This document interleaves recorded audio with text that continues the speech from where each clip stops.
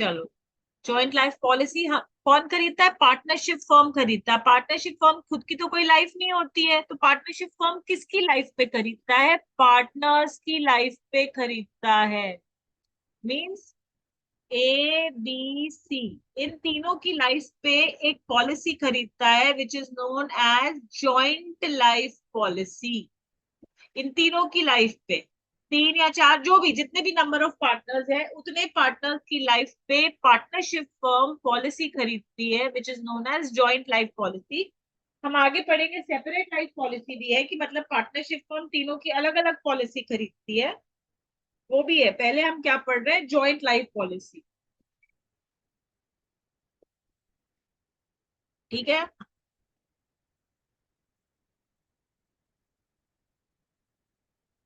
अब joint life policy में हमें तीन वर्ड्स है वो समझने हैं। पहले, अब पार्टनरशिप फर्म ने खरीदी, किसके ऊपर खरीदी? पार्टनरशिप पार्टनर्स की लाइफ पे खरीदी। But why? Why does a partnership firm needs to buy joint life policy for its partners? Can somebody tell me?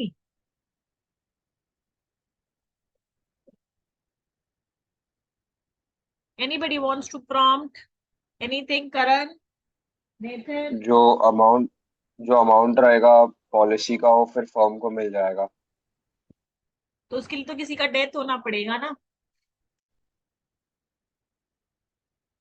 तो वो एक टाइप का इंश्योरेंस है ना, वही तो। You are not wrong, you are partly correct. Partnership firm इसलिए ये करती है ताकि देखो, जब रिटायरमेंट या डेथ होती है पार्टनर की, तब पार्टनरशिप फर्म को से एक लमसम अमाउंट देना पड़ता है ना। तो पार्टनरशिप फर्म क्या करती है? एक लाइफ पॉलिसी ले लेती है कि अगर किसी की रिटायरमेंट या डेथ हुई तो जो भी इंश्योरेंस का अमाउंट मिलेगा उससे वो पार्टनर की लायबिलिटी पे ऑफ कर देगी। समझे? बस एक और बार रिपीट करो। Yes, yes, I can repeat. Although life insurance is a personal expense, but it is brought by the partnership firm insuring the life of its partners. Why? Because in case of retirement or death, the partnership firm knows that in case of retirement or death, it will need a lump sum amount to pay to the retiring partner or to the family of the deceased partner. So the partnership firm buys a joint life policy कि जब retirement या death होगा तो जो वहां से पैसे मिलेंगे उससे वो रिटायरिंग या डिसीज पार्टनर को पे ऑफ कर सके। हमेशा आपने देखा रिटायरमेंट पार्टनर रिटायरमेंट में लाइबिलिटी निकलती है, जो पार्टनर रिटायर होता है उसका एक लमसम अमाउंट निकलता है। हमेशा हमने देखा है कि हमें निकालना ही पड़ता है वो अमाउंट। तो वो अमाउंट कहाँ से आएंगे उसके पैसे? तो जो ये इंश्योरेंस के पैसे आते हैं उससे आप उसकी पे ऑफ कर सकते हो।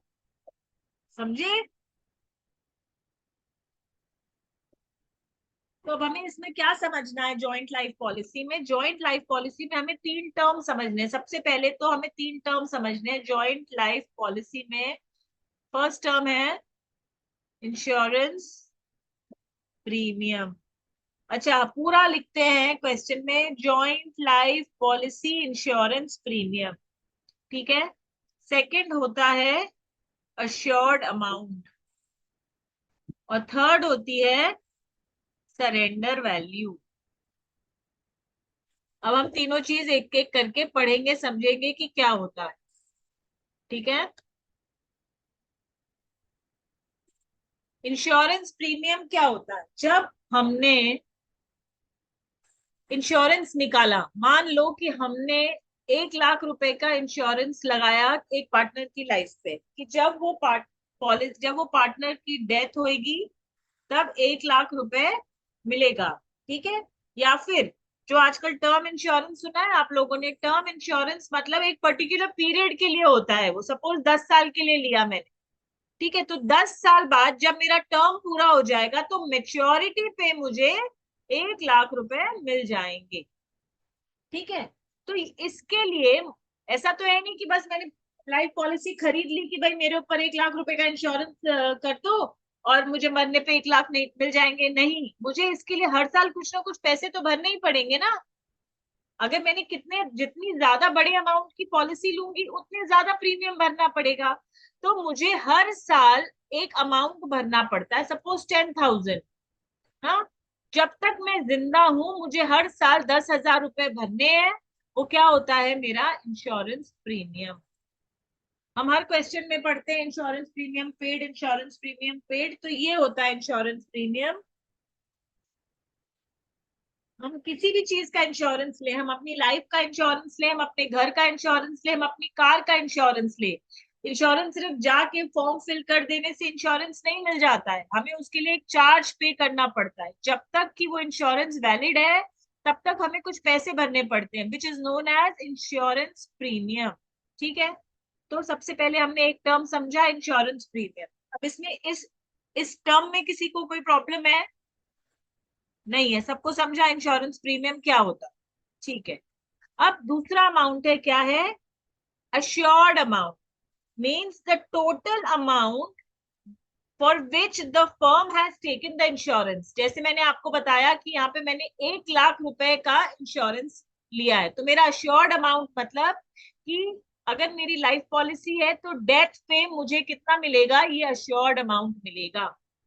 ठीक है, और अगर टर्म इंश्योरेंस है तो मेच्योरिटी ऑफ द इंश्योरेंस पे मुझे ये 1 लाख रुपए मिलेगा। Means this is the assured amount, this is the total amount for which I have brought the insurance. Clear?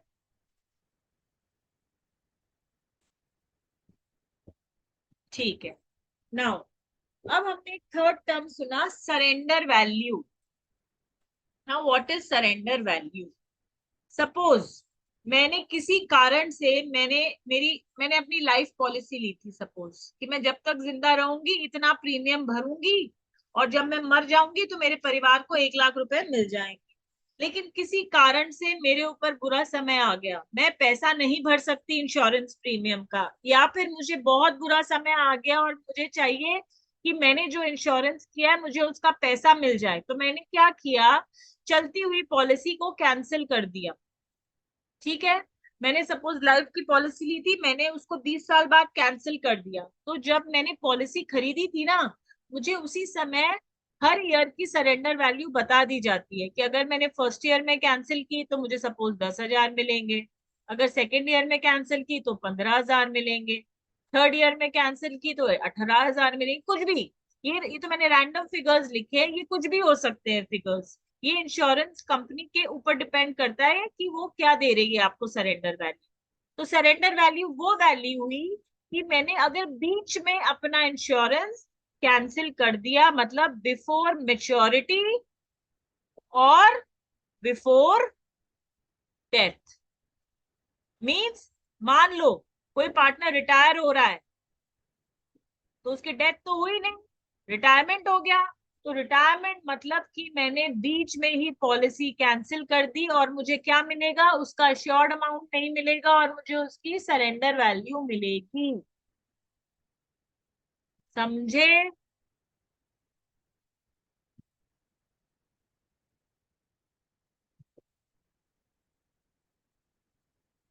सब लोग समझे? What is insurance premium, what is assured value and what is surrender value? ठीक है, चलो। अब joint life policy को treat करने के 3 तरीके हैं।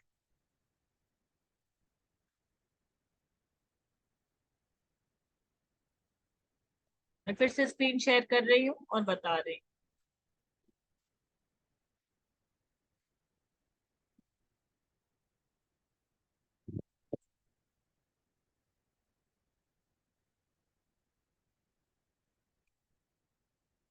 Number 1, when